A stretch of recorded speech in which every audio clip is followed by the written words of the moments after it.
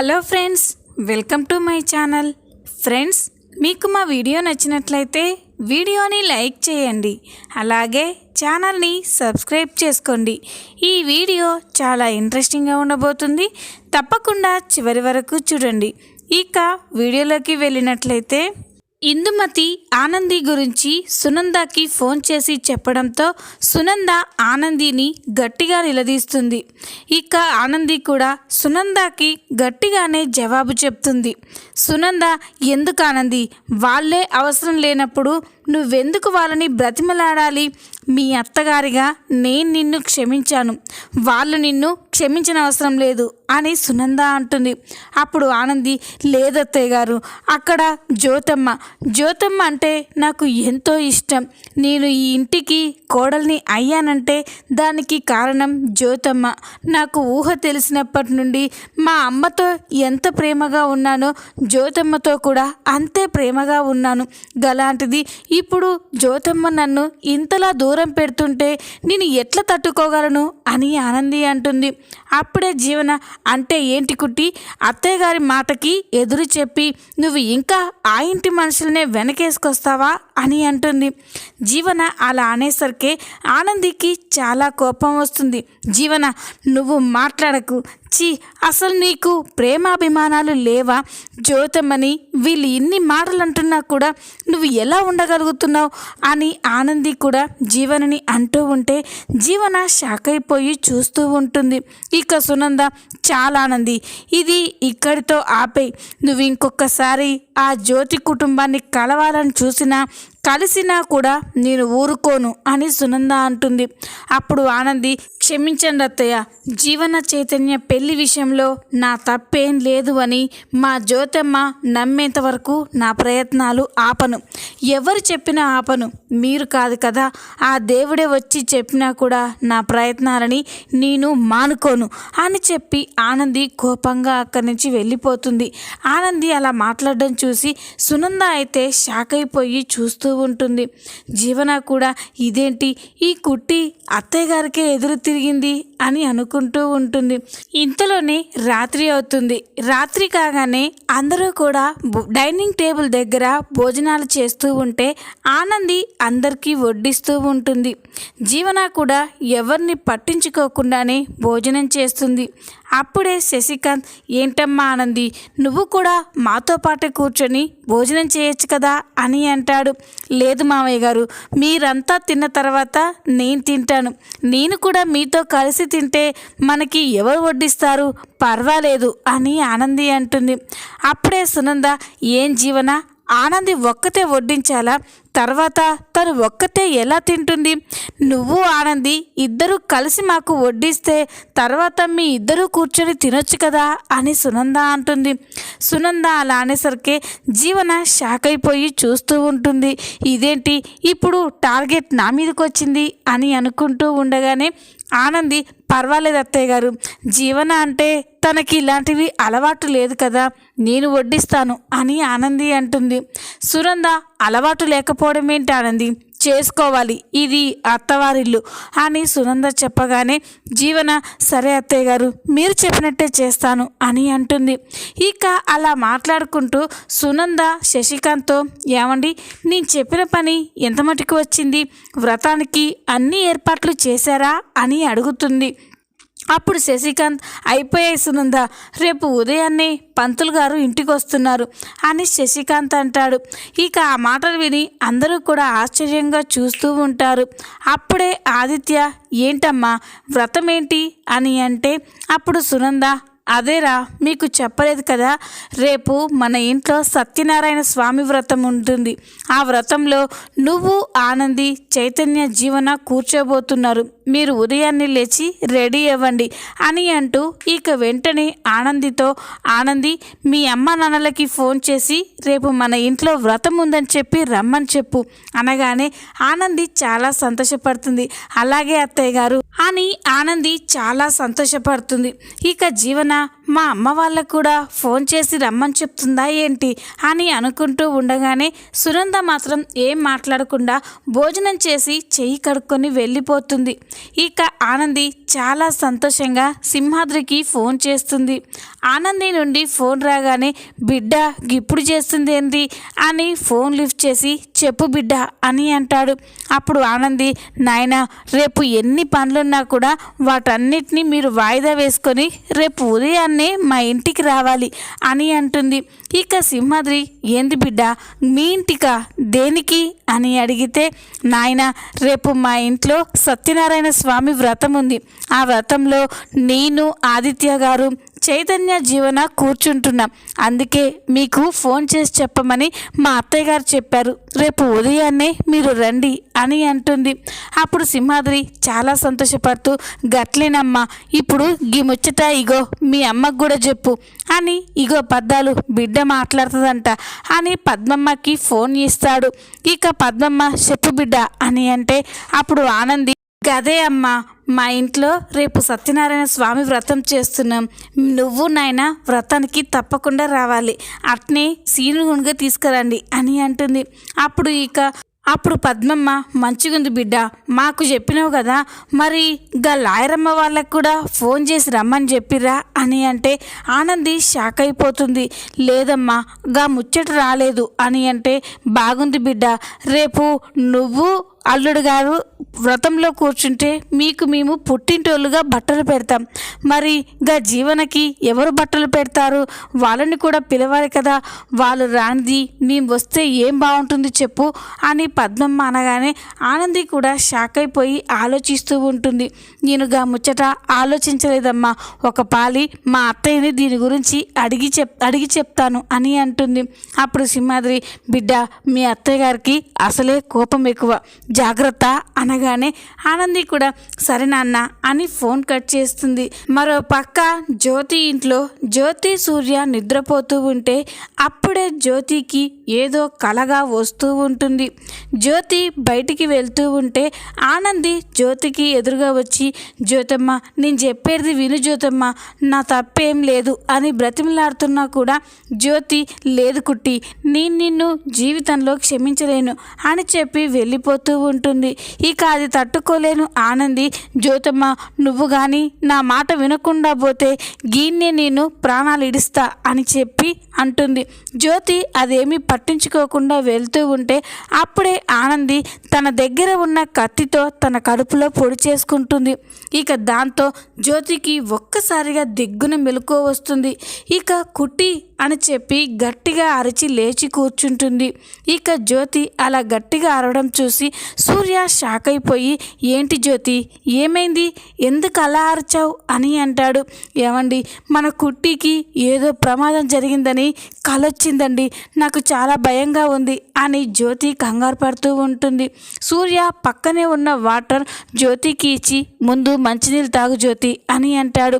జ్యోతి మంచినీళ్ళు తాగిన తర్వాత ఇప్పుడు చెప్పు జ్యోతి అసలు ఏం జరిగింది కుట్టికి ప్రమాదం జరగడం ఏంటి అని అంటే అప్పుడు జ్యోతి అవునండి కుట్టి నాకు ఏదో చెప్పాలని ప్రయత్నిస్తున్నా కూడా నేను వినిపించుకోకుండా పోతూ ఉంటే కుట్టి తన కత్తితో పొడి చేసుకుందండి నాకు ఎందుకో భయంగా ఉంది అని అంటే అప్పుడు సూర్య జ్యోతి నువ్వు ఇంకా ఆ విషయం గురించే ఆలోచిస్తున్నావు కాబట్టి అలాంటి కల వచ్చింది కుట్టికి ఏం కాదు అని అంటే అప్పుడు జ్యోతి లేదండి కుట్టి మనకి ఎంత అన్యాయం ఎంత మోసం చేసినా కూడా కుట్టి కూడా నా కూతురు లాంటిదే తనకేదైనా అయితే నేను తట్టుకోలేకపోతున్నాను కుట్టి చెప్పేది చూస్తుంటే నిజంగానే జీవన పెళ్లి విషయంలో కుట్టిది ఏ తప్పు లేదేమో అనిపిస్తుంది మనమే కుట్టిని అపార్థం చేసుకుంటున్నాం అనిపిస్తుంది అని జ్యోతి అంటుంది. అప్పుడు సూర్య ఏంటి జ్యోతి ఇలా అంటావు అక్కడ గుళ్ళో నువ్వే చూసావు కదా అన్ని సాక్ష్యాలు కూడా కుట్టియే తప్పు చేసిందని ఉన్నాయి మరి ఇప్పుడు ఇలా మాట్లాడతావేంటి అని అంటే లేదండి ఎక్కడో ఏదో పొరపాటు జరిగింది కుట్టి తప్పు చేయలేదు అని నా మనస్సాక్షి పదే పదే చెప్తుంది అని జ్యోతి అంటుంది. ఇక సూర్య సరే దాని గురించి తర్వాత ఆలోచిద్దాం ముందు నువ్వు పడుకో అని అంటాడు. ఇక నిద్రపోగానే తెల్లవారిపోతుంది. తెల్లవారగానే జ్యోతి హాల్లో కూర్చొని రాత్రి వచ్చిన కల గురించే ఆలోచిస్తూ ఉంటుంది. అప్పుడే సూర్య జ్యోతి దగ్గరికి వచ్చి, ఏంటి జ్యోతి, ఇంకా నువ్వు రాత్రి కుట్టి గురించి వచ్చిన ఆ కల గురించే ఆలోచిస్తున్నావా అని అంటాడు. అప్పుడు జ్యోతి, అవునండి, నేను ఎంత మరిచినా కూడా మర్చిపోలేకపోతున్నాను. నిజంగానే కుట్టికి ఏదైనా ప్రమాదం జరుగుతుందేమో, కుట్టిని మనమే అపార్థం చేసుకుంటున్నామేమో అని నాకు అనిపిస్తుందండి అని అంటుంది. అప్పుడు సూర్య, మరి ఇప్పుడు ఏం చేయాలనుకుంటున్నావు జ్యోతి అని అంటే, ఇక జ్యోతి, లేదండి, ఈ విషయంలో కుట్టిని జీవనని తప్ప అక్కడున్న వాళ్ళని ఎవరినైనా అడిగి అసలు నిజం తెలుసుకోవాలి అని అనుకుంటూ ఉంటుంది. ఇక సూర్య, ఎవరిని అడిగితే తెలుస్తుంది అని అంటే, జ్యోతి బాగా ఆలోచిస్తూ ఉంటుంది. అలా ఆలోచిస్తూ ఉండగా ఇంతలోనే జ్యోతి ఫ్రెండ్ సోనీ గుర్తొస్తుంది. అవునండి, ఆ రోజు మన జీవన పెళ్లి చేసుకునే గుడిలో జీవన వాళ్ళతో పాటు జీవన క్లోజ్ ఫ్రెండ్ అయిన సోనీ కూడా అక్కడే ఉంది కదా, తనని అడిగితే అసలు నిజమేంటో తెలుస్తుంది. అసలు ఆనంది నిజంగానే జీవనకి పెళ్లి జరిపించిందా, అవన్నీ కూడా సోనీని అడిగితే తెలుస్తాయి. నేను ఇప్పుడే వెళ్ళి సోనీని కలిసి మాట్లాడి వస్తాను అని జ్యోతి అక్కడి నుంచి బయలుదేరుతుంది. జ్యోతి నేరుగా సోనీ ఇంటికే వెళ్ళి సోనీ రూమ్ తలుపు తట్టగానే సోనీ వచ్చి డోర్ ఓపెన్ చేస్తుంది. అక్కడ జ్యోతి ఉండడాన్ని చూసి సోనీ ఒక్కసారిగా ఆశ్చర్యపోతుంది. ఇక వెంటనే, ఆంటీ, మీరేంటాంటీ ఇక్కడికి వచ్చారేంటి అని అంటే, అప్పుడు జ్యోతి, నీతో ఒక ముఖ్యమైన విషయం మాట్లాడాలని వచ్చాను సోనీ అని అంటే, ఇక సోనీ, ఏంటంటే నాతో మాట్లాడడం ఏంటి అని అంటుంది. అప్పుడు జ్యోతి, లోపలికి రాణిస్తావా, బయట ఉండి మాట్లాడమంటావా అని అంటే, సారీ ఆంటీ, లోపలికి రండి అని జ్యోతిని ఇంట్లోకి పిలుస్తుంది. ఇంట్లోకి వచ్చిన తర్వాత సోనీ మాత్రం చాలా టెన్షన్ పడుతూ ఉంటుంది. ఇప్పుడు ఈవిడ నాతో ఏం మాట్లాడుతుంది, నేను ఏం చెయ్యాలి అని కంగారు పడుతూ ఉంటే జ్యోతి సోనీతో, ఏంటి సోనీ అంత టెన్షన్ పడుతున్నావు దేనికి అని అంటే, అబ్బే లేదా ఆంటీ, నేనేం టెన్షన్ పడడం లేదు అని అంటుంది. ఇక వెంటనే, ఏంటంటే ఏదో మాట్లాడాలని వచ్చారు అని అంటే, అప్పుడు ఇక జ్యోతి చెప్తూ ఉంటుంది, సోనీ జీవన పెళ్లి జరిగినప్పుడు నువ్వు అక్కడే ఉన్నట్టున్నావు అని అంటే, అప్పుడు సోనీ, అవునాంటీ, నేను అక్కడే ఉన్నాను. జీవన నేను ఎంత చెప్పినా వినకుండా చైతన్యని పెళ్లి చేసుకుంది. ఇందులో నాకు ఎలాంటి సంబంధం లేదా ఆంటీ అని అంటుంది. అప్పుడు జ్యోతి, ఇప్పుడు నాకు తెలియాల్సింది జీవన చైతన్య పెళ్లి విషయంలో నీకు సంబంధం ఉందా లేదా అని కాదు, అసలు జీవన చైతన్యాల పెళ్లి ఆనందియే దగ్గరుండి జరిపించిందన్నట్టుగా అన్ని సాక్ష్యాలు సృష్టించారు. అది ఎంతవరకు నిజం? నిజంగానే కుట్టి జీవన చైతన్యాల పెళ్ళి దగ్గరుండి జరిపించిందా అని అంటే, అది విని సోనీ ఒక్కసారిగా స్టన్ అయిపోతుంది. ఇదేంటి, ఇప్పుడు నేనేం చెప్పాలి? జీవన కావాలనే ఆనందిని ఇందులో ఇరికించింది కదా, ఇప్పుడు నేను ఏం చెప్పాలి అని సోనీ టెన్షన్ పడుతూ ఉంటుంది. ఇక జ్యోతి, చెప్పు సోనీ, నిజం చెప్పడానికి ఎందుకు భయపడుతున్నావు? నిజంగానే కుట్టి జీవన పెళ్ళి దగ్గరుండి జరిపించిందా అని అంటే, ఇక సోనీ, ఆంటీ అది అంటూ ఉంటే ఇక జ్యోతి, సోనీ మర్యాదగా నిజం చెప్పు, లేకపోతే నేను ఏం చేస్తానో నాకే తెలీదు అని అంటే, ఇక సోనీ భయపడిపోతుంది. చెప్తానంటీ, నిజం చెప్తాను అని అన్ని విషయాలు చెప్తూ ఉంటుంది. ఆ రోజు జీవన కావాలనే ఆనంది ఇంటికి నైట్ వెళ్ళింది. నైట్ అక్కడే ఉండి ఆనందికి చెప్పకుండానే అక్కడి నుండి పారిపోయి నేరుగా నా దగ్గరికే వచ్చింది. నా దగ్గరికి వచ్చి ఈరోజు ఉదయం నేను చైతన్య గుళ్ళో పెళ్లి చేసుకుంటున్నామని చెప్పింది. మధ్యలోకి వచ్చిన తర్వాత నా చేత ఆనందికి ఫోన్ చేపించి మేము గుళ్ళో పెళ్లి చేసుకుంటున్నామని చెప్పించింది. దాంతో ఆనంది పెళ్ళి ఆపడానికి అక్కడికి వచ్చిందే కానీ నిజంగా ఆనంది జీవన పెళ్ళి దగ్గరుండి చేయలేదు. ఆనంది కూడా జీవనని ఎంతో బ్రతిమలాడింది ఈ పెళ్ళి చేసుకోవద్దు అని, కానీ జీవన మాత్రం వినిపించుకోలేదు. ఇక ఆనంది జీవనాన్ని బలవంతంగా లాక్కెళ్తూ ఉంటే జీవన ఆనందిని తోసేసింది. దాంతో ఆనంది అక్కడే ఉన్న గోడకి గుద్దేసుకొని స్పృహ కోల్పోయింది. తర్వాత పెళ్ళి అయిపోయిన తర్వాతే ఆనందికి స్పృహ వచ్చి అక్కడికి వచ్చింది. కానీ ఆనందికి జీవన పెళ్ళికి ఎలాంటి సంబంధం లేదంటీ అని చెప్పగానే జ్యోతి ఒక్కసారిగా షాక్ అయిపోతుంది. ఏంటి సోనీ, నువ్వు చెప్పేది నిజమేనా అని అంటే అప్పుడు సోనీ, అమ్మ తోడంటి ఇదే నిజం. ఈ విషయంలో ఆనందికి ఏ సంబంధం లేదు, ఆనంది అమాయకురాలు అని అంటుంది. అప్పుడు జ్యోతి, మరి గుడిలో ఆనందియే రెస్పాన్సిబిలిటీగా సైన్ చేసినట్లు ఉందేంటి అని అంటే అప్పుడు ఇక సోనీ, అదంతా కూడా జీవనాన్ని క్రియేట్ చేయించిందంటే ఎలాగైనా ఆనందియే వాళ్ళ పెళ్ళి చేసిందని తెలిస్తే తర్వాత ఆనందియే మిమ్మల్ని కలుపుతుంది అని జీవన ఇదంతా ప్లాన్ ప్రకారం చేసింది. నిజానికి ఆనంది అమాయకురాలు, ఆనందికి ఏం తెలీదు అని చెప్పగానే జ్యోతి షాక్ అయిపోయి చూస్తూ ఉంటుంది. ఇక అక్కడే కుప్పకూలిపోయి, కుట్టి నన్ను క్షమించు కుట్టి, నిన్ను అపార్థం చేసుకున్నాను, నువ్వు ఎంత చెప్పినా కూడా వినిపించుకోకుండా నేను చూసిందే నిజమని నమ్మాను, నన్ను క్షమించు కుట్టి అని ఏడుస్తూ ఉంటుంది. ఇక వెంటనే అక్కడి నుంచి నేరుగా సునంద ఇంటికి వస్తుంది. ఇక సునంద ఇంట్లోకి వెళ్ళి కుట్టి కుట్టి అని పిలుస్తూ ఉంటుంది. జ్యోతి పిలుపు విని కుట్టి పరిగెత్తుకుంటూ హాల్లోకి వస్తుంది.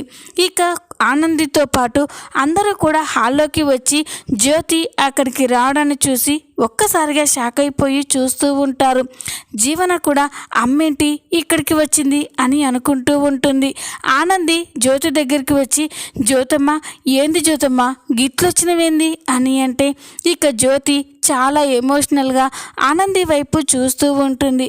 అది గమనించిన ఆనంది, ఏంటి జ్యోతమ్మ గట్ల చూస్తున్నవేంది అని అంటే ఇక జ్యోతి, కుట్టి నన్ను క్షమించు కుట్టి అని అంటుంది. జ్యోతి అలా అనేసరికి అందరూ షాక్ అయిపోయి చూస్తూ ఉంటారు. ఇక ఆనంది, ఏంది జ్యోతమ్మ నిన్ను క్షమించుడేంది అని అంటే అప్పుడు జ్యోతి, అవును కుట్టి, జీవన పెళ్లి విషయంలో నీకు ఏ సంబంధం లేదని నువ్వు ఎన్నిసార్లు చెప్పినా కూడా వినిపించుకోలేదు, నిన్ను ఎంతగానో బాధ పెట్టి అవమానించాను, అందుకు నన్ను క్షమించు కుట్టి అని చెప్పగానే ఆనంది అయితే చాలా సంతోషపడుతుంది. ఇక జ్యోతి నిజం తెలుసుకున్నందుకు జీవన షాక్ అయిపోయి చూస్తూ ఉంటుంది. ఇదేంటి అమ్మకి నిజం ఎలా తెలిసిపోయింది అని కంగారు పడుతూ ఉంటుంది. ఈ విధంగా సోనీ ద్వారా ఆనంది ఏ తప్పు చేయలేదు అని జ్యోతి నిజం తెలుసుకోబోతుంది. ఈ వీడియో కనుక మీకు నచ్చినట్లయితే లైక్ చేయండి, సబ్స్క్రైబ్ చేసుకోండి. Thanks for watching.